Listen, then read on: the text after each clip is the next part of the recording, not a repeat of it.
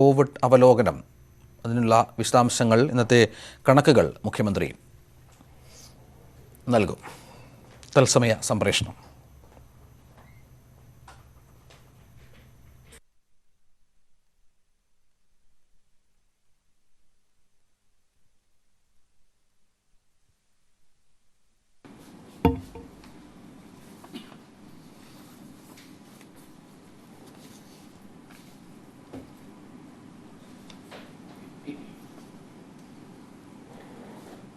നമ്മുടെ സംസ്ഥാനത്ത് ഇന്ന് 152 പേർക്കാണ് കോവിഡ് ബാധ സ്ഥിരീകരിച്ചത്. 81 പേർ രോഗമുക്തി നേടി. രോഗം ബാധിച്ച 152 പേരിൽ 98 പേർ വിദേശത്തു നിന്ന് വന്നവരാണ്. മറ്റ് സംസ്ഥാനങ്ങളിൽ നിന്ന് 46 പേർ. സമ്പർക്കം മൂലം 8 പേരാണ്. മറ്റ് സംസ്ഥാനങ്ങളിൽ നിന്ന് വന്ന് രോഗബാധ സ്ഥിരീകരിച്ചവരുടെ കണക്കെടുത്താൽ ഡൽഹി 15, പശ്ചിമ ബംഗാൾ 12, മഹാരാഷ്ട്ര 5, തമിഴ്നാട് 5, കർണാടക 4, ആന്ധ്രാപ്രദേശ് 3, ഗുജറാത്ത് 1, ഗോവ 1. പോസിറ്റീവായവരുടെ ജില്ല തിരിച്ചുള്ള കണക്ക് പത്തനംതിട്ട 25, കൊല്ലം 18, കണ്ണൂർ 17, പാലക്കാട് 16, തൃശ്ശൂർ 15, ആലപ്പുഴ 15, മലപ്പുറം 10, എറണാകുളം 8, കോട്ടയം 7, ഇടുക്കി 6, കാസർഗോഡ് 6, തിരുവനന്തപുരം 4, കോഴിക്കോട് 3, വയനാട് 2. നെഗറ്റീവായവരുടെ ജില്ല തിരിച്ചുള്ള കണക്ക് കൊല്ലം 1, പത്തനംതിട്ട 1, ആലപ്പുഴ 13, കോട്ടയം 3, ഇടുക്കി 2, കോഴിക്കോട് 35, എറണാകുളം 4, തൃശ്ശൂർ 4, പാലക്കാട് 1, മലപ്പുറം 7, കണ്ണൂർ 10. ഇന്ന് 4941 സാമ്പിളുകളാണ് പരിശോധിച്ചത്. ഇതുവരെ 3603 പേർക്കാണ് സംസ്ഥാനത്ത് രോഗം സ്ഥിരീകരിച്ചത്. ഇപ്പോൾ ചികിത്സയിലുള്ളത് 1691 പേരാണ്. 1,54,759 പേരാണ് നിരീക്ഷണത്തിൽ ഇപ്പോഴുള്ളത്. 2282 പേർ ആശുപത്രികളിലാണ്. ഇന്ന് മാത്രം 288 പേരെ ആശുപത്രിയിൽ പ്രവേശിപ്പിച്ചു. ഇതുവരെ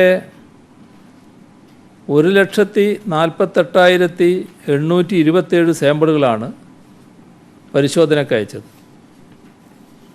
4005 സാമ്പിളുകളുടെ പരിശോധനാ ഫലം വരാനുണ്ട്. സെന്റിനൽ സർവൈലൻസിൻ്റെ ഭാഗമായി ഇതുവരെ മുൻഗണനാ വിഭാഗത്തിൽപ്പെട്ട 40,537 സാമ്പിളുകളാണ് ശേഖരിച്ചത്. അതിൽ 39,113 നെഗറ്റീവായിട്ടുണ്ട്. ഹോട്ട്സ്പോട്ടുകളുടെ എണ്ണം 111. വിദേശ രാജ്യങ്ങളിൽ നിന്ന് വരുന്നവർക്ക് സ്ക്രീനിംഗ് നിർബന്ധമാക്കണമെന്ന നിലപാട് സർക്കാർ സ്വീകരിച്ചപ്പോൾ അതിനെതിരെ തെറ്റിദ്ധാരണ പരത്തുന്ന പ്രചരണവുമായാണ് ചിലർ ഇറങ്ങിയത്. പ്രവാസികളെ പ്രകോപിപ്പിക്കാനും സർക്കാരിനെതിരെ രോഷം സൃഷ്ടിക്കാനുമുള്ള ശ്രമമുണ്ടായി. ഒരു കാര്യം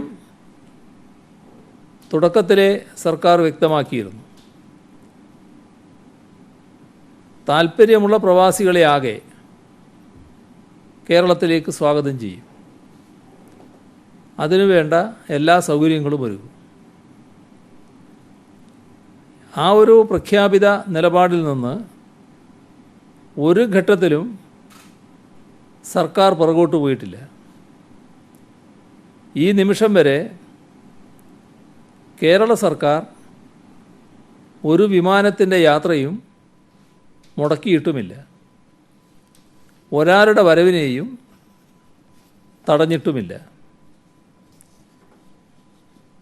72 ഫ്ലൈറ്റുകൾ ഇന്നത്തെ ദിവസം മാത്രം കേരളത്തിലേക്ക് വരാനാണ് അനുമതി നൽകിയത്. 14,058 പേരാണ് ഈ ഫ്ലൈറ്റുകളിൽ ഇന്ന് നാട്ടിലെത്തുന്നത്. ഒന്നൊഴികെ ബാക്കി 71 വരുന്നത് ഗൾഫ് രാജ്യങ്ങളിൽ നിന്നുമാണ്.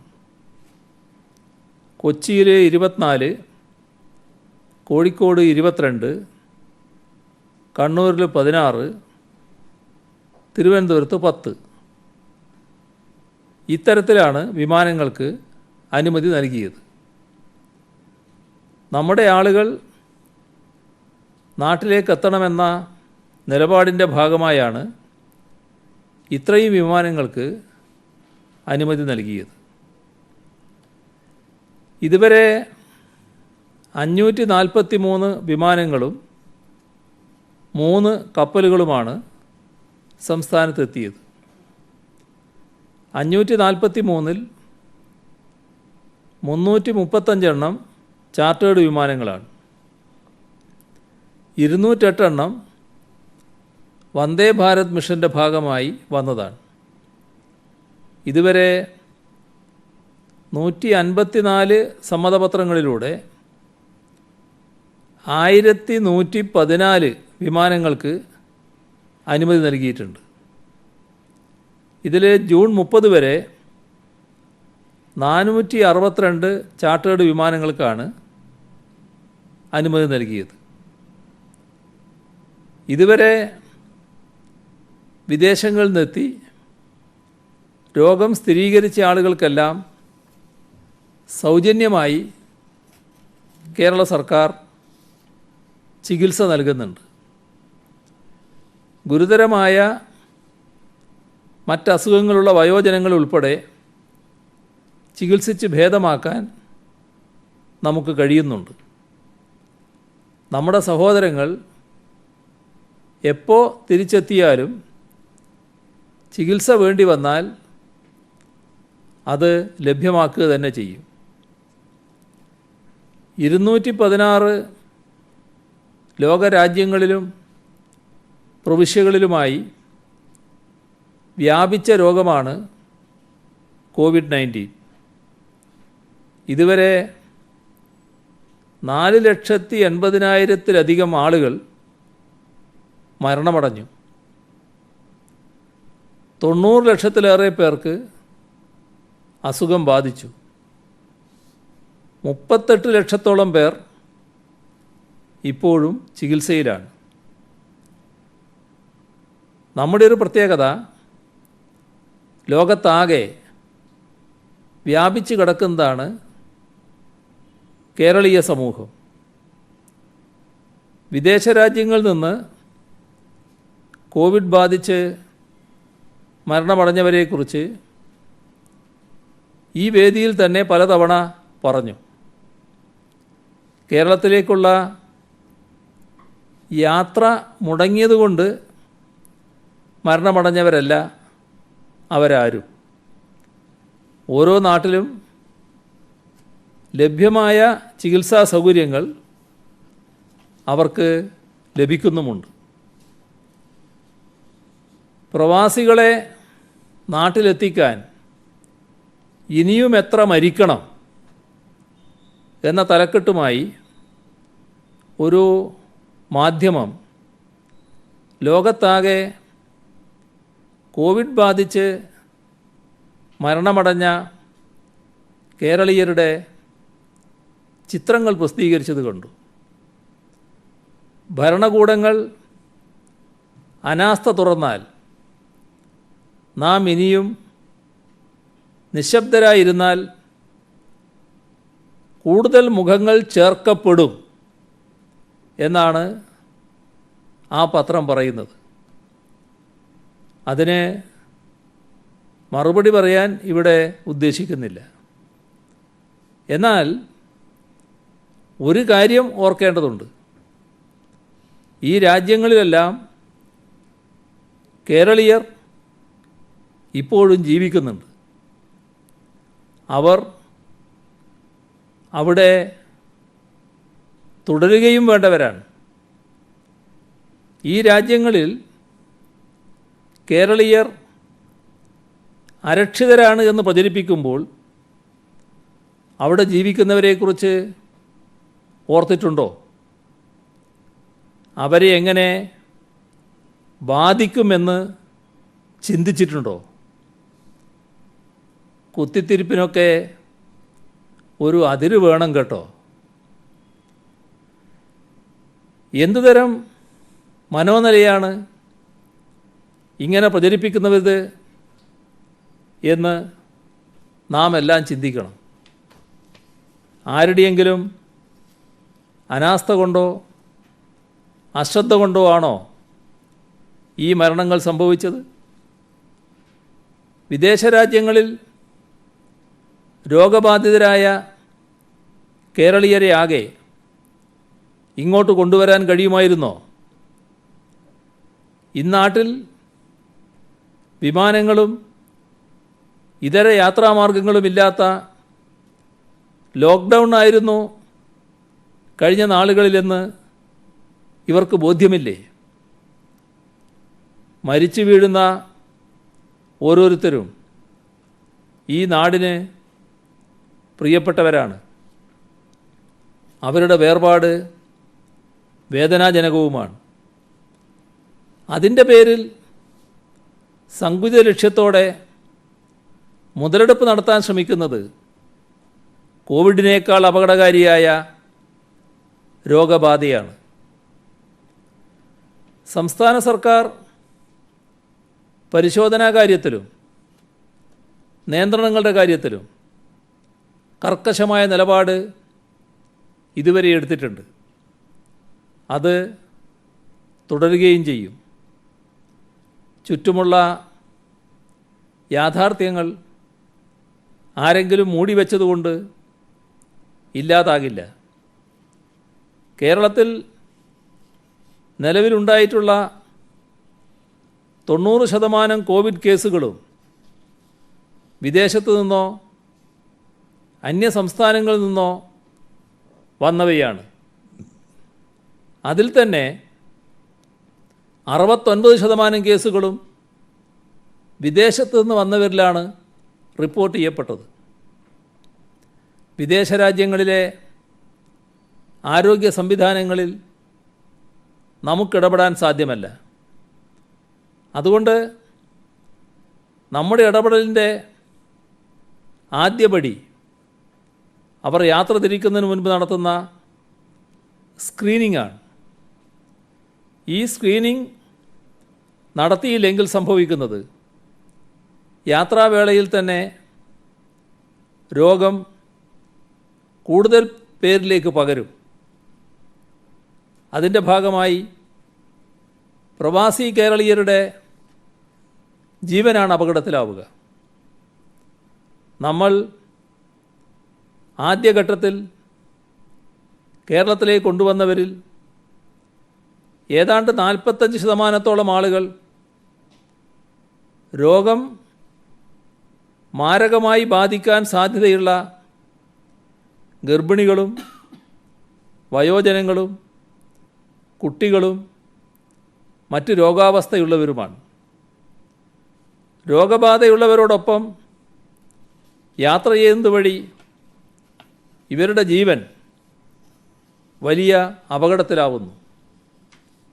ഇത് സാധാരണ നിലയിൽ നമുക്ക് അനുവദിക്കാനാവുമോ? അതുപോലെ തന്നെ ഹൈ റിസ്ക് പ്രൈമറി കോണ്ടാക്റ്റുകളും ഉണ്ടാകുന്നത് തടയേണ്ടതുണ്ട്.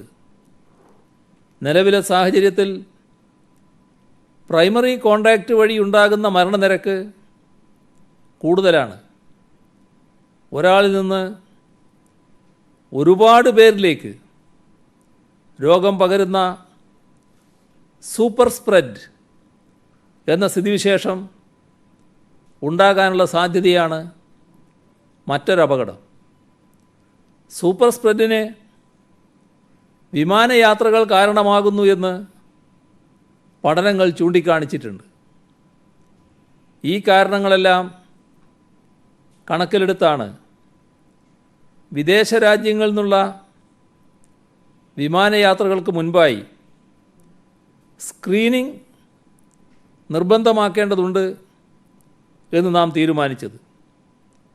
കാര്യക്ഷമമായി സ്ക്രീനിംഗ് നടത്താനുള്ള സൗകര്യങ്ങളൊരുക്കി യാത്രയെ തടയാതെയും നീട്ടിവെപ്പിക്കാതെയും നാട്ടിലെത്തിക്കാനാണ് സർക്കാർ തുടക്കം മുതൽ ശ്രമിച്ചത്.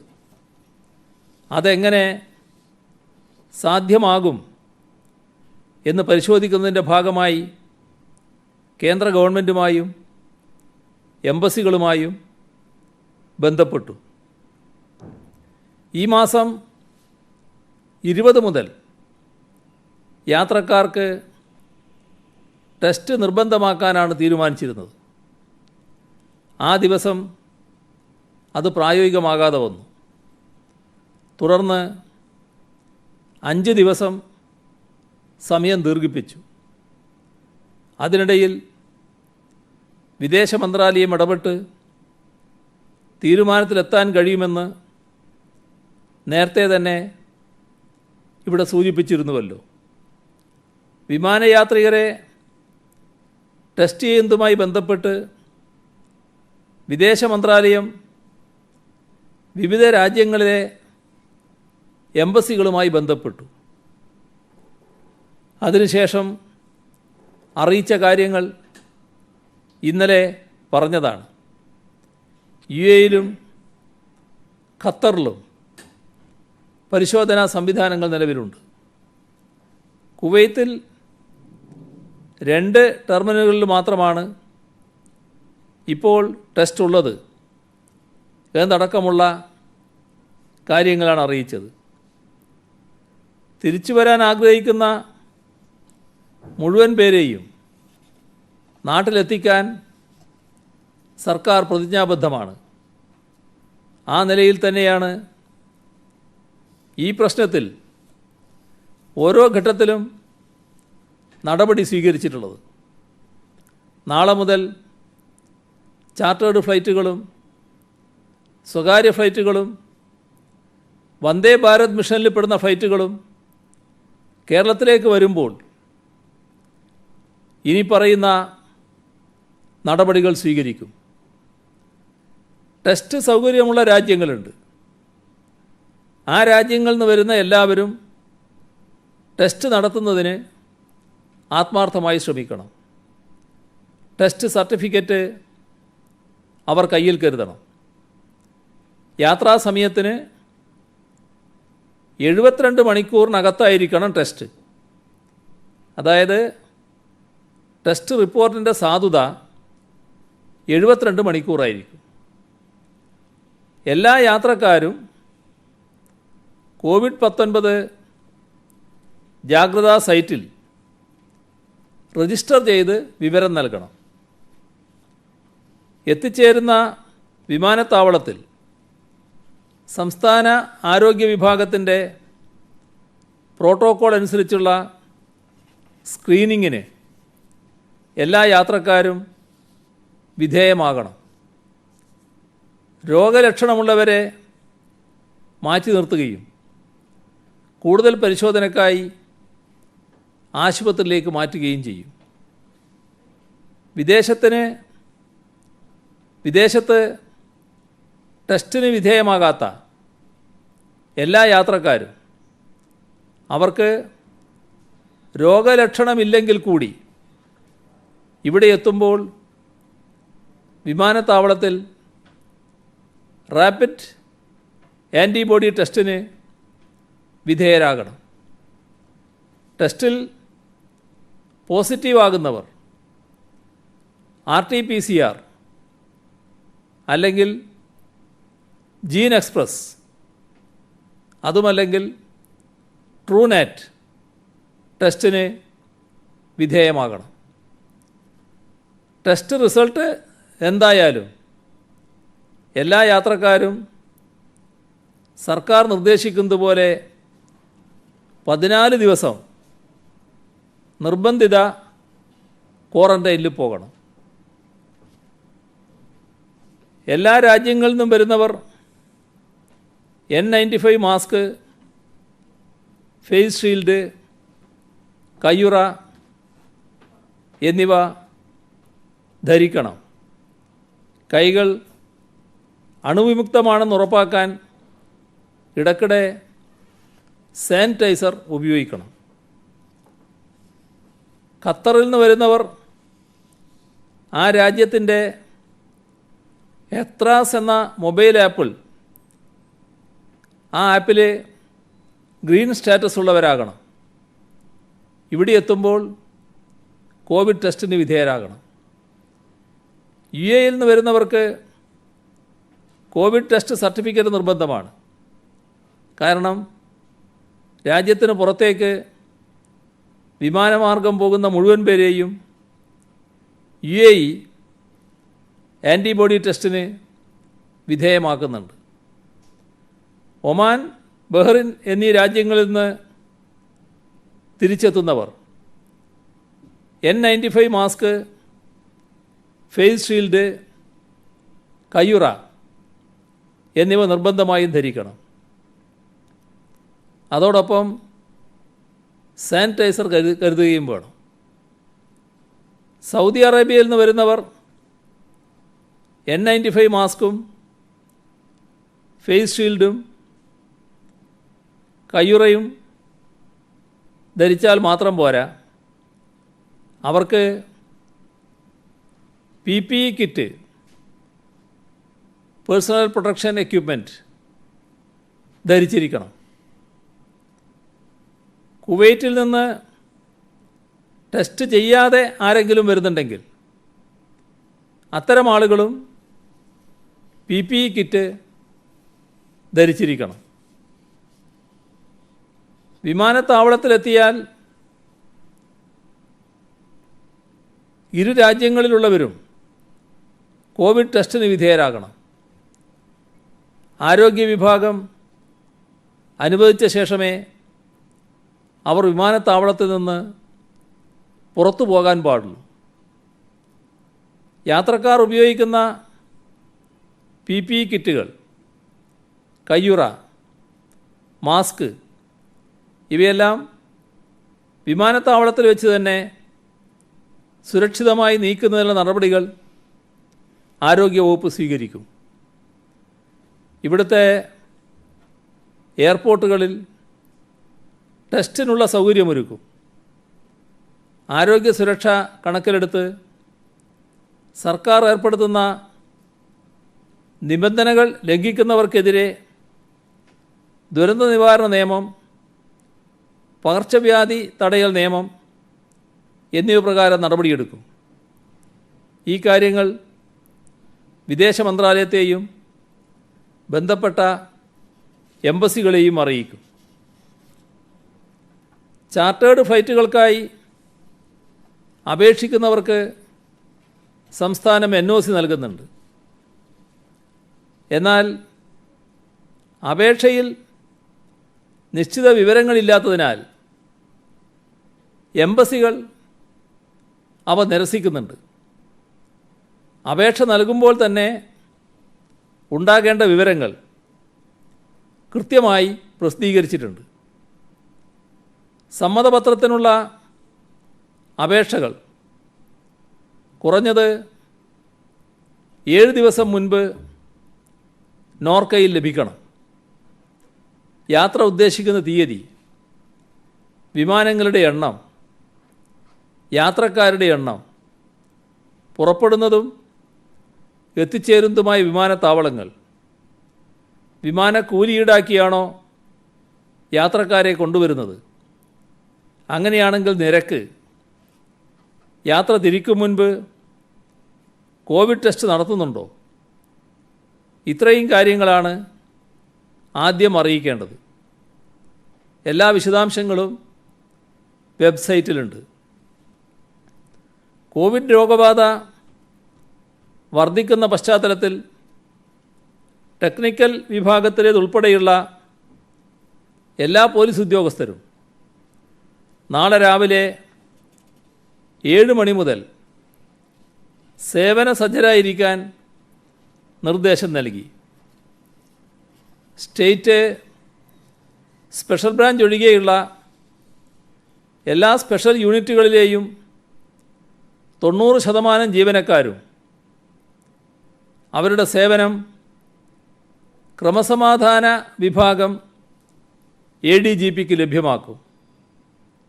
ഇവർ നാളെ രാവിലെ ജില്ലാ പോലീസ് മേധാവിമാർ മുൻപാകെ റിപ്പോർട്ട് ചെയ്യേണ്ടതാണ്. പോലീസ് മൊബിലൈസേഷൻ്റെ ചുമതല ബറ്റാലിയൻ വിഭാഗം ADGPക്കാണ്. വിദേശത്ത് നിന്ന് ധാരാളം മലയാളികൾ തിരിച്ചെത്തുന്ന സാഹചര്യത്തിൽ വിമാനത്താവളങ്ങളിൽ IPS ഓഫീസർമാരെ ഡ്യൂട്ടിക്ക് നിയോഗിച്ചു. സംസ്ഥാനത്തെ 4 വിമാനത്താവളങ്ങളിലെയും പൊതുവായ ചുമതല പരിശീലന വിഭാഗം IG തുമ്മല വിക്രമിനാണ്. ഡോക്ടർ ദിവ്യ V ഗോപിനാഥ്, വൈഭവ് സക്സേന എന്നിവർക്ക് തിരുവനന്തപുരം വിമാനത്താവളത്തിൻ്റെയും നവനീത് ശർമ്മയ്ക്ക് കൊച്ചി വിമാനത്താവളത്തിൻ്റെയും ചുമതല നൽകി. കോഴിക്കോട് വിമാനത്താവളത്തിൻ്റെ ചുമതല ചൈത്ര തെരേസ ജോണിനാണ്. യതീഷ് ചന്ദ്ര, R ആനന്ദ് എന്നിവർക്കാണ് കണ്ണൂർ വിമാനത്താവളത്തിൻ്റെ ചുമതല. ഓരോ വിമാനത്താവളത്തിലും സീനിയർ IAS ഉദ്യോഗസ്ഥന്മാർക്കും ചുമതല നൽകി നിയോഗിക്കും. മാസ്ക് ധരിക്കാത്ത 4963 സംഭവങ്ങൾ സംസ്ഥാനത്ത് ഇന്ന് റിപ്പോർട്ട് ചെയ്തിട്ടുണ്ട്. ക്വാറന്റൈൻ ലംഘിച്ച 10 പേർക്കെതിരെ ഇന്ന് കേസ് രജിസ്റ്റർ ചെയ്തു. അതിഥി തൊഴിലാളികൾ തിരിച്ചെത്തി തുടങ്ങിയിട്ടുണ്ട്. ട്രെയിൻ മാർഗം മറ്റ് സംസ്ഥാനങ്ങളിൽ നിന്ന് എത്തിച്ചേരുന്നവരുടെ രേഖകളും മറ്റും പരിശോധിക്കുന്നതിന് അതിർത്തി റെയിൽവേ സ്റ്റേഷനുകളിൽ സംവിധാനം ഏർപ്പെടുത്തിയിട്ടുണ്ട്. വരുന്നവരെ ക്വാറന്റൈനിലേക്ക് വിടുകയാണ്.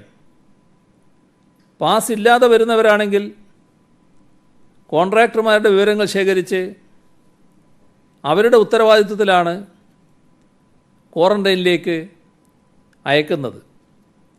എന്നാൽ യാത്രാ പാസ്സില്ലാതെ എത്തുകയും ഏറ്റെടുക്കാൻ കോൺട്രാക്ടർമാർ ഇല്ലാതിരിക്കുകയും ചെയ്യുന്ന സംഭവങ്ങൾ ഉണ്ടാകുന്നുണ്ട്.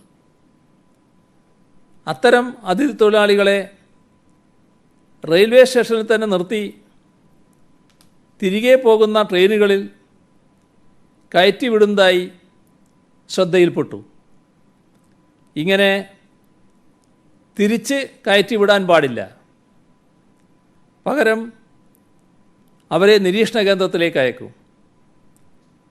ഏത് ജില്ലയിലേക്കാണോ പോകേണ്ടത് ആ ജില്ലയിലെ ഭരണ സംവിധാനം ക്വാറന്റൈൻ സൗകര്യമൊരുക്കണം. അവർക്കിവിടെ തന്നെ തൊഴിലെടുക്കുന്നതിന് അവസരം നൽകാൻ ജില്ലാതലത്തിൽ സൗകര്യങ്ങളുമൊരുക്കും. ക്വാറന്റൈൻ സമയത്തിന് ശേഷം സന്നദ്ധ സേനാ വളണ്ടിയർമാർക്കുള്ള ഓൺലൈൻ പരിശീലനം നാളെ ആരംഭിക്കും.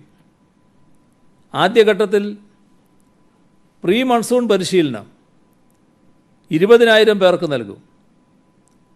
രജിസ്റ്റർ ചെയ്ത 3.5 ലക്ഷം വളണ്ടിയർമാർക്ക് ആഗസ്റ്റ് മാസത്തോടെ പരിശീലനം നൽകും. പരിശീലനം വിജയകരമായി പൂർത്തിയാക്കുന്നവർക്ക് ID കാർഡ്, സർട്ടിഫിക്കറ്റ് എന്നിവ നൽകും. തൊഴിൽ വകുപ്പിന് കീഴിൽ പ്രവർത്തിച്ചു വരുന്ന 16 ക്ഷേമനിധി ബോർഡുകൾ 11 കുറക്കാൻ ഇന്ന് ചേർന്ന മന്ത്രിസഭാ യോഗം തീരുമാനിച്ചു. കേരള അബ്കാരി തൊഴിലാളി ക്ഷേമനിധി ബോർഡ് കേരള കള്ള് വ്യവസായ തൊഴിലാളി ക്ഷേമനിധി ബോർഡുമായും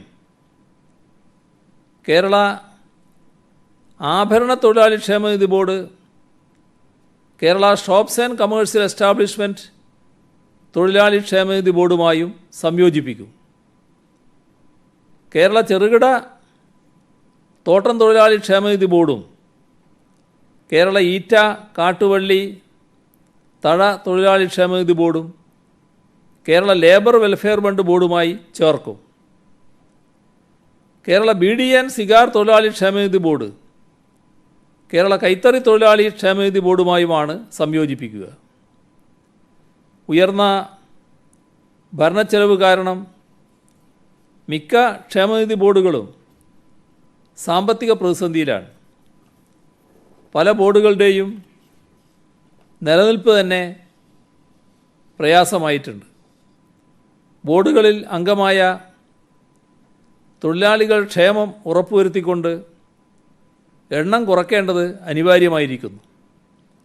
ഈ പ്രശ്നം പഠിക്കാൻ ലേബർ കമ്മീഷൻ അധ്യക്ഷനായി തൊഴിലാളി സംഘടനാ പ്രതിനിധികൾ ഉൾപ്പെടുന്ന സബ് കമ്മിറ്റി രൂപീകരിച്ചിരുന്നു. ഈ കമ്മിറ്റിയുടെ ശുപാർശ പരിഗണിച്ചാണ് 16 ബോർഡുകൾ 11 കുറക്കാൻ തീരുമാനിച്ചത്. ഇത് പ്രാവർത്തികമാക്കുന്നതിന് നിയമനിർമ്മാണം നടത്താനും തീരുമാനിച്ചിട്ടുണ്ട്.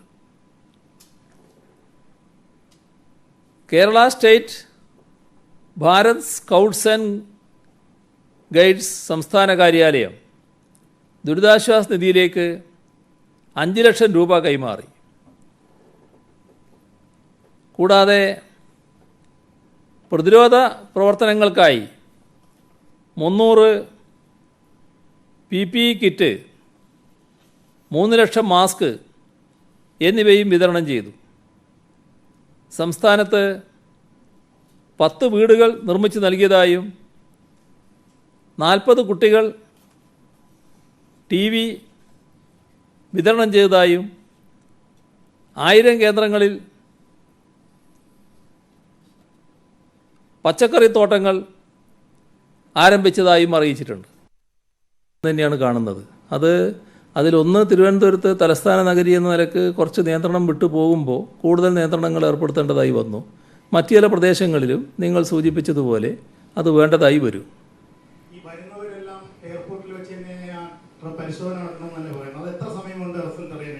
എത്ര സമയമായ റിസൾട്ടോ? റിസൾട്ട് വേഗം അറിയും. ഈ പറയുന്ന റിസൾട്ട് അറിയുന്നതിന് അധിക താമസമെടുക്കില്ല.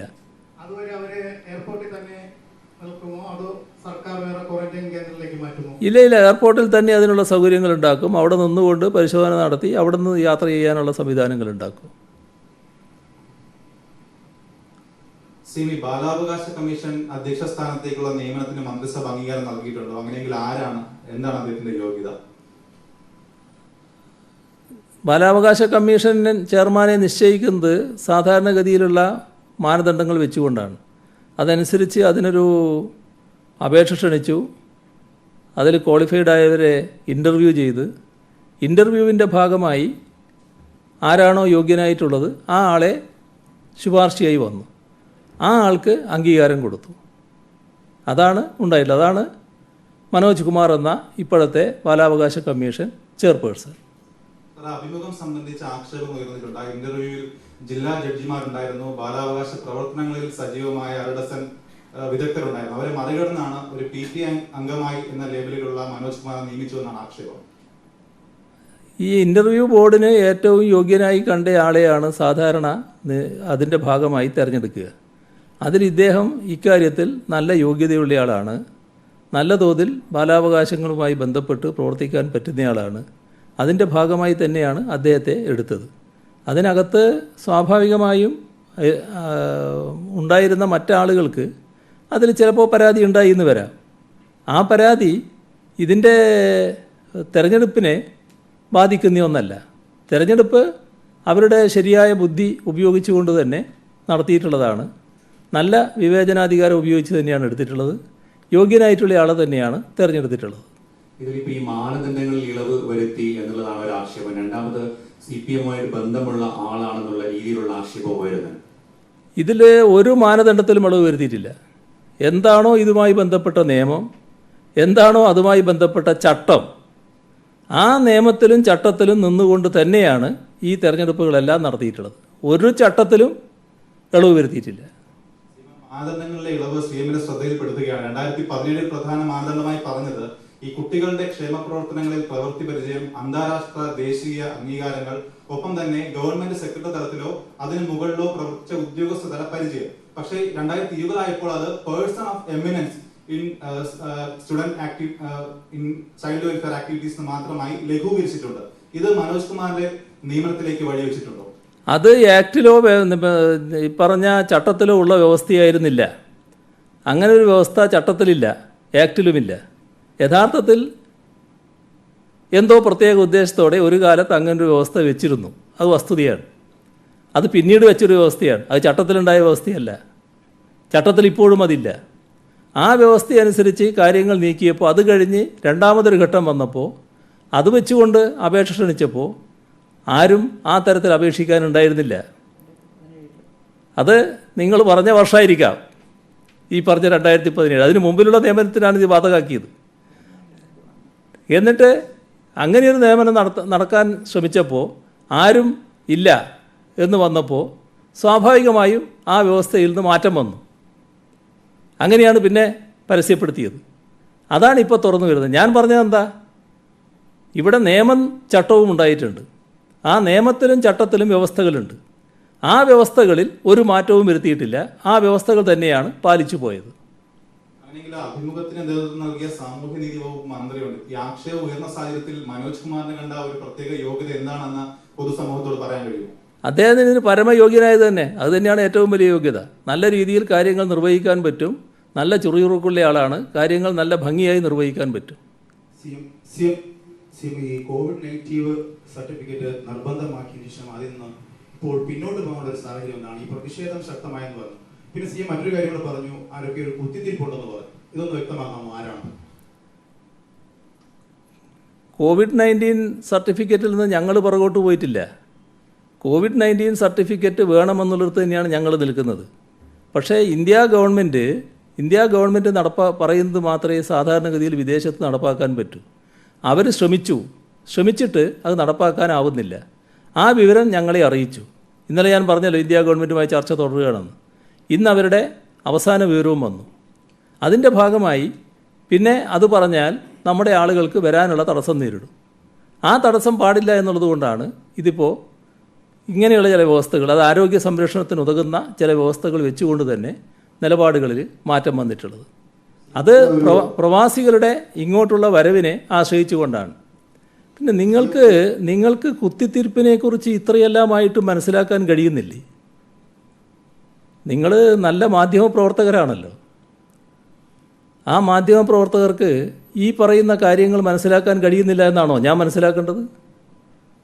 എന്താണ് ഇന്നത്തെ ആ വാർത്തയുടെ ഉദ്ദേശം? എന്തിനാണ് ആ വാർത്ത? ആരെയാണത് ഏറ്റവും പ്രതികൂലമായി ബാധിക്കുക? നിങ്ങൾ തൽക്കാലം കേരളത്തിലെ സർക്കാരിനെ കുറ്റപ്പെടുത്താനാണ് ഉദ്ദേശിച്ചതെങ്കിൽ ആത്യന്തികമായി പ്രതികൂലമായി ബാധിക്കുന്നത് ആരെ? അറിയില്ലേ മറ്റു രാജ്യങ്ങളിലെ അവസ്ഥ? ആ രാജ്യങ്ങളിലെ ഗവൺമെൻറ്റിനെ പരോക്ഷമായി കുറ്റപ്പെടുന്ന രീതിയിലൊരു വാർത്ത വരിക. പരോക്ഷമല്ല, ഇത് പ്രത്യക്ഷമല്ലേ? ഇപ്പോഴും 10,000 അവിടെ ജീവിക്കല്ലേ നമ്മുടെ സഹോദരങ്ങൾ? ഈ ദുരന്തം കഴിഞ്ഞാലും അവരവിടെ ജീവിക്കേണ്ടവരല്ലേ? ആ 10,000 സംരക്ഷിച്ച ഗവൺമെൻറ്റല്ലേ അവിടെയുള്ളത്? ആ ആ 10,000 ഇനിയും സംരക്ഷിക്കേണ്ടവരല്ലേ അവർ? ആ ഗവൺമെൻറ്റിനെ കുറ്റപ്പെടുത്തലാണോ? തൽക്കാലം സംസ്ഥാന സർക്കാരിനെതിരെ ഇങ്ങനെയൊന്ന് പ്രയോഗിച്ച് തൽക്കാലം ആളുകളെ സംസ്ഥാന സർക്കാരിനെതിരെ തിരിച്ചുവിടാൻ കഴിയുമോ നോക്കുന്ന ആ കുത്തിത്തിരിപ്പിനെ കുറിച്ചാണ് കൃത്യമായി പറഞ്ഞത്. രാഷ്ട്രീയ ഇലക്ഷൻ പുതിയൊരു സാഹചര്യത്തിൽ പ്രത്യേകിച്ചും ആ പത്രത്തിന്റെ രാഷ്ട്രീയ സംഘടന UDF ആയിട്ട് സഖ്യത്തിലേക്ക് പോകുന്നതെന്നൊക്കെ പറയുന്നുണ്ട്. എന്തെങ്കിലും രാഷ്ട്രീയ ലക്ഷ്യത്തോടു കൂടിയാണോ ഈ ഒരു ഗൂഢാലോചന നടക്കുന്നത്? ഇതൊരു സാമൂഹ്യ വിരുദ്ധ നിലപാടാണെന്നേ ഞാൻ പറയൂ. രാഷ്ട്രീയ ലക്ഷ്യമൊന്നുമല്ല അതിനെ വിളിക്കേണ്ടത്. സാമൂഹ്യ വിരുദ്ധ നിലപാട് സ്വീകരിക്കാൻ പാടില്ല. നമ്മുടെ സമൂഹത്തെയാണ് പ്രധാനമായി കാണേണ്ടത്. കഴിഞ്ഞ ആഴ്ച CM വാർത്താ സമ്മേളനം നടത്തിയപ്പോൾ കേരള സമൂഹ വ്യാപനത്തിന്റെ വക്കീലാണ് എന്നാണ് പറഞ്ഞത്. ഇന്നലെ വാർത്താ സമ്മേളനം നടത്തിയപ്പോൾ പറഞ്ഞത് സമൂഹ വ്യാപനത്തിന്റെ സൂചന എന്ന് പറഞ്ഞു. അതായത് സമൂഹ വ്യാപനത്തിലേക്ക് പോയി എന്ന് നമുക്ക് പറയാൻ കഴിയുമോ? കാരണം ഉറവിടമില്ലാത്ത രോഗികൾ കാണുക എന്നുള്ളത് സമൂഹ വ്യാപനമാണല്ലോ. ഇല്ല. ആ തരത്തിൽ അതിനെ എടുക്കേണ്ടതില്ല. സമൂഹ വ്യാപനത്തിലേക്ക് നമ്മൾ ഇപ്പോഴും എത്തിയിട്ടില്ല. എന്നാൽ സമൂഹവ്യാപന ഭീഷണി ഒഴിഞ്ഞു എന്നൊരു കാരണവശാലും കാണാൻ പറ്റില്ല. ഒരു ആശ്വാസകരമായ അന്തരീക്ഷമായി എന്ന് പറയത്തക്ക അവസ്ഥ വന്നിട്ടില്ല. അതുകൊണ്ടാണ് നാം ജാഗ്രത തുടരണമെന്ന് പറയുന്നത്. ആ ജാഗ്രത നല്ല രീതിയിൽ തന്നെ തുടരേണ്ടതായിട്ടുണ്ട്.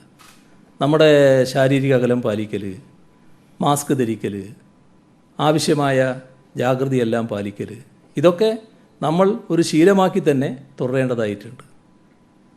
സംസ്ഥാനത്ത് പോയിട്ട് വരുന്നവർക്ക് അല്ലെങ്കിൽ ഈ സംസ്ഥാനത്ത് ബിസിനസ് സ്ഥാപനങ്ങളുള്ളവർക്ക് ഈ ക്വാറന്റീൻ്റെ കാര്യം എങ്ങനെ? 2 ദിവസമൊക്കെ അവർക്ക് ആ ബിസിനസ് സ്ഥാപനത്തിലേക്ക് പോയിട്ട് വരുമ്പോൾ അവിടെ ക്വാറന്റൈനിൽ നിൽക്കേണ്ട ഒരു സാഹചര്യമുണ്ടോ? തിരിച്ചു വരുമ്പോൾ ഇവിടെ ക്വാറന്റൈനിൽ കഴിയേണ്ട സാഹചര്യമുണ്ടോ? നേരത്തെ വ്യക്തമാക്കിയ കാര്യമാണിത്. ബിസിനസ് ആവശ്യാർത്ഥം ഇവിടെ ഒരാൾ വന്നു, അല്ലെങ്കിൽ സാങ്കേതിക ജോലികളുടെ കാര്യത്തിന് ഇവിടെ ഒരാൾ വന്നു, ആ ആൾ ഇവിടെ ക്വാറന്റൈനിൽ കഴിയണമെന്ന് നമ്മൾ പറയുന്നില്ല. കൃത്യമായ വിവരം നമുക്ക് വേണം എന്താവശ്യമാണെന്നുള്ളത്. അതുമായി ബന്ധപ്പെട്ട് ഇവിടെ ആ ജോലി കഴിഞ്ഞ് അദ്ദേഹത്തിന് തിരിച്ചു പോകാം. ഒരാഴ്ചയിലധികം ഇവിടെ നിൽക്കാൻ പറ്റില്ല. ഇതൊക്കെ നേരത്തെ നമ്മൾ വ്യക്തമാക്കിയ കാര്യമാണല്ലോ. CM ഇപ്പോൾ ഈ കോവിഡിനിടയിൽ UDF-ൽ വലിയൊരു രാഷ്ട്രീയ ചർച്ച, നേതൃമാറ്റത്തെ ചൊല്ലിയൊരു ചർച്ച നടക്കുന്നുണ്ട്. രാഷ്ട്രീയ താല്പര്യമുള്ള ആൾക്ക് അതേസമയം തന്നെ മുസ്ലിം ലീഗ് അതിനകത്ത് എടുക്കുന്ന ഒരു പൊസിഷൻ, മുല്ലപ്പള്ളിയുടെ വിവാദ പരാമർശത്തെ കോൺഗ്രസ് അംഗീകരിക്കുമ്പോഴും മുസ്ലിം ലീഗ് തള്ളി പറയുന്നു. KP മജിദൊക്കെ മാത്രമല്ല, PK കുഞ്ഞാലിക്കുട്ടിയെ പോലുള്ള നേതാക്കൾ UDF-ൽ പ്രശ്നമുണ്ടെന്ന് പറയുന്നു. ലീഗുമായി അന്ന് നല്ല ബന്ധത്തിലൊക്കെയാണ്. ഇപ്പൊ ലീഗ് ഒരു സ്വാഗതം ചെയ്ത രീതിയിലേക്കോ കോൺഗ്രസിനേക്കാൾ നല്ലൊരു രാഷ്ട്രീയ നിലപാട് സ്വീകരിക്കുന്നുണ്ടോ? അങ്ങനെയൊക്കെ തോന്നുന്നുണ്ടോ? ആ പരിപ്പങ്ങ് വേറെ വെച്ചാൽ മതി. നമുക്ക് ആ കാര്യങ്ങളൊക്കെ പിന്നീട് ചർച്ച ചെയ്യാം. ഇപ്പം നമ്മൾ ഈ കാര്യങ്ങളിലേക്ക് കേന്ദ്രീകരിക്കാം. ഈ ക്വാറന്റൈൻ്റെ കാര്യം പറഞ്ഞു. അപ്പോൾ ഇതര സംസ്ഥാനങ്ങളിലേക്ക് ഇപ്പോൾ അവിടെ ക്ലാസ്സുകൾ തുടങ്ങി, പരീക്ഷകൾ തുടങ്ങി. അപ്പോൾ അവിടേക്ക് കുട്ടികളെ കൊണ്ടുപോകുന്ന രക്ഷിതാക്കൾ ഒരു ദിവസത്തേക്ക് അവിടെ പോയിട്ട് തിരികെ വരും. ഈ തിരികെ വരുന്നവർക്ക് 14 ദിവസത്തെ ക്വാറന്റൈൻ, ഒരു ദിവസത്തേക്ക് വേണ്ടിയിട്ടാണ് അവിടെ പോകുന്നത്. അവർ തിരികെ വന്നാൽ 14 ദിവസത്തെ ക്വാറന്റൈൻ എന്നുള്ള നിർബന്ധമാണ്. അത് അവ്യക്തത നിലനിൽക്കുന്നതാണ്. എങ്ങനെ? അതായത് ഈ ഇതര സംസ്ഥാന തമിഴ്നാട്ടിലും കർണാടകയിലുമൊക്കെ സ്ഥാപനങ്ങൾ പരീക്ഷകൾ തുടങ്ങി, അവിടുത്തെ യൂണിവേഴ്സിറ്റികളുടെ അവിടെ കുട്ടികളെ കൊണ്ടാക്കാൻ കേരളത്തിൽ നിന്ന് രക്ഷിതാക്കൾ ഒപ്പം പോകുന്നുണ്ട്. അവർ തിരികെ വരുമ്പോൾ ഒരു ദിവസം അല്ലെങ്കിൽ 2 ദിവസം കഴിഞ്ഞ് തിരികെ വരുമ്പോൾ ഇവിടെ ക്വാറന്റൈനിൽ കഴിയണം എന്നുള്ളത് അത് ഞങ്ങൾ ചർച്ച ചെയ്തൊരു വിഷയമല്ല. നമ്മുടെ ആരോഗ്യവകുപ്പിലെ വിദഗ്ധരുമായിട്ട് ആലോചിച്ചൊരു നിലപാടെടുക്കാം. വിമാന ജീവനക്കാരുടെ, ക്യാബിൻ ക്രൂ, പൈലറ്റ് അടക്കമുള്ള ജീവനക്കാരുടെ ക്വാറന്റൈൻ വ്യവസ്ഥയുണ്ട്. അത് അവർ ഫോളോ ചെയ്യുന്നത് ICMR-ന്റെ 5 ദിവസം ക്വാറന്റൈൻ എന്ന രീതിയാണ്. പക്ഷെ സംസ്ഥാനത്ത് 14 ദിവസം വേണമെന്ന് പറയുന്നു. അത് വലിയ പ്രശ്നങ്ങൾ സൃഷ്ടിക്കുന്നു. പ്രത്യേകിച്ച് കണ്ണൂരൊക്കെ ഉണ്ടായതുപോലെ വിഷയം അതിന്റെ ഭാഗമാണ്. അവർ 5 ദിവസം കഴിഞ്ഞ് അവരുടെ മാനേജ്മെന്റ് അനുസരിച്ച് അവർ പുറത്തിറങ്ങുമ്പോൾ ഇവിടെ അവരുടെ ക്വാറന്റൈൻ തീർന്നിട്ട് വലിയ പ്രശ്നങ്ങൾ ഉണ്ടാകുന്നുണ്ട്. ഇതിലെന്തെങ്കിലും വേറെ തീരുമാനമോ അല്ലെങ്കിൽ ഇതിലൊരു തുല്യത കൊണ്ടുവരാൻ നീക്കം നടത്തുമോ? ഇതിൽ സാധാരണ നിലക്ക് ഇവിടുത്തെ നിലപാടുകളാണ് അവർ അംഗീകരിക്കേണ്ടത്. അതിൻ്റെ ഭാഗമായുള്ള പ്രശ്നങ്ങൾ മറ്റു കൂടുതൽ എന്തെങ്കിലും ഉണ്ടോ എന്നുള്ളത് ആ വിമാന കമ്പനികളുമായി ചർച്ച ചെയ്യാം. ഈ സമരങ്ങളുടെ കാര്യം കൂടി, സമരങ്ങൾ ഇപ്പോഴും ഒരു തടസ്സമില്ലാതെ തുടരുന്നുണ്ട്. വലിയ ആളുകൾ പങ്കെടുക്കുന്നുണ്ട്. എല്ലാ പാർട്ടികളുടെയും അങ്ങ് കണ്ടതാണ്, 3 രാഷ്ട്രീയ പാർട്ടികളുടെയും പ്രധാനപ്പെട്ട പ്രകടനങ്ങൾ, കൊലവെളി പ്രകടനം നടക്കുന്നു. അതുപോലെ തന്നെ മറ്റിടങ്ങളിൽ അല്ലാത്ത പ്രകടനം നടക്കുന്നു. മൊത്തത്തിൽ രാഷ്ട്രീയ സമരങ്ങൾ വളരെ ശക്തമായി നിലനിൽക്കുന്നു. കോവിഡ് മാനദണ്ഡം പാലിക്കുന്നുമില്ല. ഇത് നിർത്താൻ എന്തെങ്കിലും അടിയന്തര നടപടി സർക്കാരിന്റെ ഭാഗത്തുണ്ടാകുമോ? ഇതിൽ സർക്കാർ എന്ന നിലക്ക് നടപടിയെടുക്കുകയല്ല വേണ്ടത്. നമ്മുടെ സമൂഹത്തിൻ്റെ ഒരു പൊതുവായ ബോധം ഇക്കാര്യത്തിൽ ഉയർന്നു വരികയാണ് വേണ്ടത്. ആ പൊതുബോധം ഉയർത്തുന്നതിൽ എല്ലാ രാഷ്ട്രീയ പാർട്ടികളുടെയും നേതൃനിരക്ക് വളരെ പ്രത്യേകമായ ഉത്തരവാദിത്വവും ബാധ്യതയുമുണ്ട്. അതാണ് കഴിഞ്ഞ ദിവസം ഞാൻ സൂചിപ്പിച്ചിരുന്നത്. അപ്പോൾ നേതൃനിര കാണിക്കുന്ന കാര്യങ്ങൾ എല്ലാ തരത്തിലും മാതൃകാപരമാവണം. അവരുടെ അണികൾക്ക് മാത്രമല്ല മറ്റുള്ളവരും കാണുമ്പോൾ അത് ഇതാണ് നമ്മൾ സ്വീകരിക്കേണ്ടത് എന്ന് തോന്നുന്നതിന് ഇടയാക്കണം. അപ്പോൾ ഈ സമരം ചിലപ്പോൾ നടത്തേണ്ടതായിട്ട് വരും. ആ സമരം നടത്തുമ്പോൾ പഴയതുപോലെ വല്ലാതെ ആൾക്കൂട്ടം ചേർന്നുകൊണ്ട് നടത്താൻ ഇന്നത്തെ കാലത്ത് പറ്റില്ല. അപ്പോൾ അത് നിശ്ചിത നമ്പറിൽ ഒതുങ്ങിക്കൊണ്ട് നടത്തുന്ന നിലയുണ്ടാവണം. അതുപോലെ തന്നെ ശാരീരിക അകലം പാലിച്ചുകൊണ്ട് വേണം. നിശ്ചിത നമ്പറേ പാടുള്ളൂ, ശാരീരിക അകലം പാലിച്ചുകൊണ്ട് വേണം എന്തായാലും. അതിന് എല്ലാവരും സഹകരിക്കുകയാണ് വേണ്ടത്. ഇതൊക്കെ സർക്കാരിൻ്റെ ഒരു നിബന്ധനയായിട്ട് മാത്രം വെക്കേണ്ട കാര്യമല്ല. നമ്മുടെ നാടിൻ്റെ, നമ്മുടെ സമൂഹത്തിൻ്റെ രക്ഷയ്ക്ക് വേണ്ടി സ്വീകരിക്കുന്ന നിലപാടാണിത് എന്ന് കണ്ടുകൊണ്ട് തന്നെ ഇതുമായിട്ട് സഹകരിക്കുകയാണ് വേണ്ടത്. സഹകരിക്കാത്ത നില വരുമ്പോൾ സ്വാഭാവികമായിട്ടും നിയമപരമായ നടപടികൾ വേണ്ടി വരും. ആ നടപടികളല്ല പ്രധാനം. ഏറ്റവും കൂടുതൽ ഇതുമായി സഹകരിക്കലാണ്. ആ സഹകരണം ഉണ്ടാകണമെന്നാണ് ഈ ഘട്ടത്തിലും എനിക്ക് അഭ്യർത്ഥിക്കാനുള്ളത്. സമരം വേണ്ട എന്നേ പറയുന്നില്ല. പിന്നെ കൊലവിളി മുദ്രാവാക്യം ഉയർത്തുന്നവർ ആരായാലും അതൊന്നും ഇന്ന് സമൂഹം അംഗീകരിക്കുന്നില്ല എന്ന് കണ്ടോളണം. അത് പൊതുവിൽ നമ്മുടെ സമൂഹം അംഗീകരിക്കാത്തൊരു കാര്യമാണെന്ന് കണ്ടുകൊണ്ട് സ്വയം തിരിച്ചറിഞ്ഞ് ശരിയായ നില സ്വീകരിച്ചു പോകണം. അപ്പോൾ നമുക്ക് പിന്നെ കാണാം. സംസ്ഥാനത്ത് 152 പേർക്ക് ഇന്ന് കോവിഡ് സ്ഥിരീകരിച്ചു. ഏറ്റവും കൂടുതൽ കോവിഡ് ബാധ സ്ഥിരീകരിച്ച ദിവസമാണ് ഇന്ന്. 98 പേരും വിദേശത്ത് നിന്ന് വന്നവരാണ്. മറ്റു സംസ്ഥാനങ്ങളിൽ നിന്ന് 46 പേരും എത്തി എന്ന് വേണം മനസ്സിലാക്കാൻ. സമ്പർക്കം മൂലം ഇന്ന് 8 പേർക്ക് മാത്രമാണ് അത്തരത്തിൽ രോഗബാധയുണ്ടായിരിക്കുന്നത്. 3603 പേർക്കാണ് ഇതുവരെ സംസ്ഥാനത്ത് കോവിഡ് പോസിറ്റീവായി സ്ഥിരീകരിച്ചിരിക്കുന്നത്. മുഖ്യമന്ത്രിയുടെ വാക്കുകളിലേക്ക്. ഇന്ന്